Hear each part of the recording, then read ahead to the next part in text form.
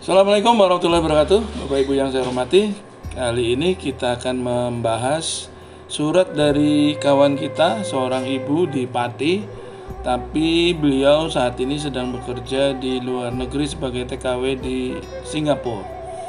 Jadi dia menceritakan bahwa 2 tahun yang lalu dia mengajukan pinjaman sebesar 200 juta di sebuah bank pemerintah untuk menambah modal usaha. Sayang dia tidak menyebutkan usahanya apa gitu. Tapi karena salah satunya juga terkena dampak Covid, kemudian sejak kira-kira setahun yang lalu dia tidak bisa mengangsur. Nah, karena usahanya kolaps dan tidak lagi bisa berjalan, tidak bisa mengangsur lagi. Kemudian si istri memutuskan untuk bekerja ke luar negeri dengan pertimbangan kalau suaminya yang bekerja prosedurnya lebih ribet dan lebih makan waktu lama. Itu pun si istri sejak pengajuan lamar bekerja ke luar negeri itu katanya lebih dari 6 bulan baru bisa berangkat, dan ternyata setelah dia berangkat di luar negeri, gajinya belum bisa menerima full karena selama 9 bulan harus potong gaji, karena mungkin maksudnya ini dulu berangkatnya tanpa modal, jadi dibiayai oleh perusahaan agensi.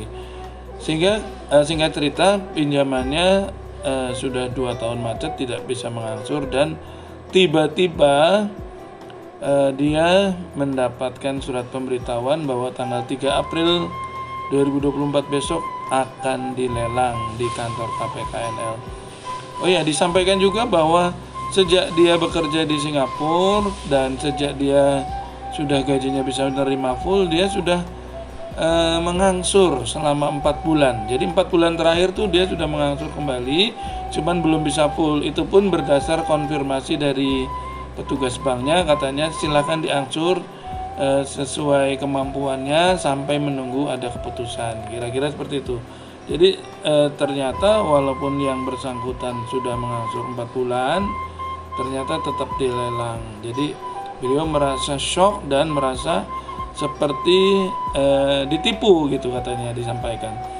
Jadi gini Bapak Ibu ya, selama Anda mengangsurnya tidak mampu menutup tunggakannya, selama Anda mengangsurnya masih meninggalkan jejak sebagai penunggak, maka peluang untuk dilelang tetap terbuka.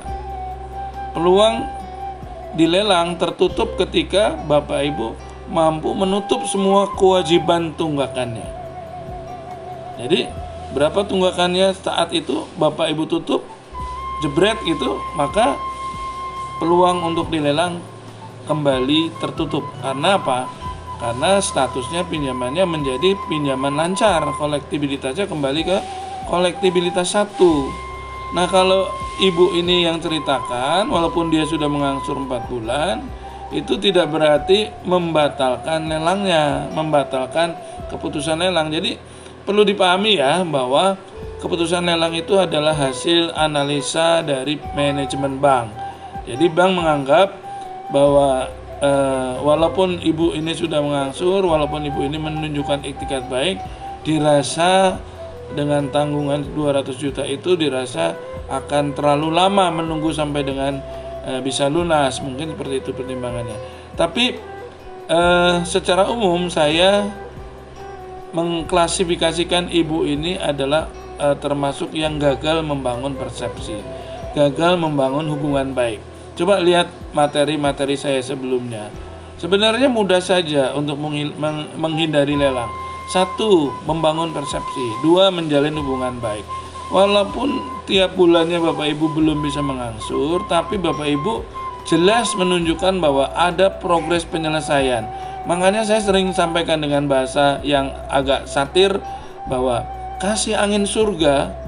Karena apa? Pegawai bank yang mengunjungi Bapak Ibu ke rumah itu butuh laporan yang untuk disampaikan ke manajemen, butuh laporan perkembangan bahwa dia bekerja gitu. Yang lalu mungkin laporannya tidak ketemu. Yang berikutnya, kunjungan berikutnya tidak ketemu. Kunjungan berikutnya tidak ketemu, ketemu tapi tidak ada kejelasan progres penyelesaian. Sehingga dari laporan-laporan terdahulu itu manajemen menyimpulkan bahwa apa yang terjadi dengan kredit ini tidak ada kepastian penyelesaian. Jadi coba bayangkan seandainya di laporan tersebut, misalnya ya, kunjungan di bulan, katakan di bulan Oktober kunjungan ketemu, di minggu pertama ketemu, menyampaikan bahwa nasabah menyampaikan akan melunasi pinjamannya sekitar bulan Desember dari hasil menjual aset bagian warisan dari penjualan kebun karet di Kalimantan, misalnya seperti itu gitu. Kemudian di kunjungan berikutnya ternyata memastikan bahwa Desember atau Oktober itu mungkin ada pemasukan gitu. Terus aja bikin yang namanya janji atau memberi gambaran bahwa di bulan tertentu bisa melunasi gitu. Kalaupun ternyata misalnya Bapak Ibu sekedar ngasih angin surga, menjanjikan misalnya di bulan Oktober atau di bulan Desember bisa melunasi dari jual aset, ternyata di bulan itu nggak bisa, Bapak Ibu mudah sekali menjawab bahwa ya kita kan sebagai manusia, kita hanya bisa berusaha Pak. Kita juga inginnya sesuai dengan skenario, saya bisa jual aset warisan, jual kebun karet mertua saya gitu. Tapi nyatanya sampai sekarang belum laku Pak gitu. Kalau Bapak mau bantu jualin, siap monggo silakan. Jadi walaupun itu nggak benar, walaupun itu cuman ngarang, tapi setidaknya petugas bank itu punya bahan laporan. Yang sering terjadi, kekonyolan yang sering terjadi yang dilakukan oleh Bapak Ibu dalam kondisi kredit macet itu tidak memberi gambaran, tidak memberi harapan bahwa kredit Anda bisa terselesaikan. Misalnya didatangi, gimana ini Pak, kapan bisa lunas? Aduh, belum tahu ini Pak, saya buat makan aja susah. Jangan kayak gitu, walaupun kenyataannya kayak gitu, jangan kayak gitu. Optimis tunjukkan, insya Allah Pak, 2 bulan lagi saya lunas Pak. Gitu. Dari mana? Saya dapat warisan Pak, saya dapat pinjaman Pak, saya dapat komisi Pak. Apapun yang bisa buat alasan, janjikan buat janji. Tapi bukan janji membayar, janji akan dapat duit gitu. Jadi bedakan ya, janji membayar dengan janji akan dapat duit. Dengan Bapak menjanjikan akan dapat duit, setidaknya petugas ini juga punya harapan. Setidaknya dalam laporan kunjungan nasabah kepada pimpinan, kepada manajemen, ada progres gitu. Sehingga manajemen membaca laporan-laporan tiap nasabah, dia punya gambaran bahwa ada harapan yang bisa digunakan untuk melunasi pinjaman Anda gitu. Itu ya, jadi setiap nasabah, setiap manajemen itu punya catatan progres tentang hasil kunjungan dari petugas lapangan kepada nasabahnya, dan kunjungan itu dilaporkan kepada manajemen secara berkala, dan itu tercatat dengan baik dari setiap kunjungan tersebut. Jadi tiap lembar dibuka, kunjungan tanggal berapa dibuka, ada kunjungan tanggal berapa ketemu, kunjungan tanggal berapa ketemu, kunjungan tanggal berapa ada progres.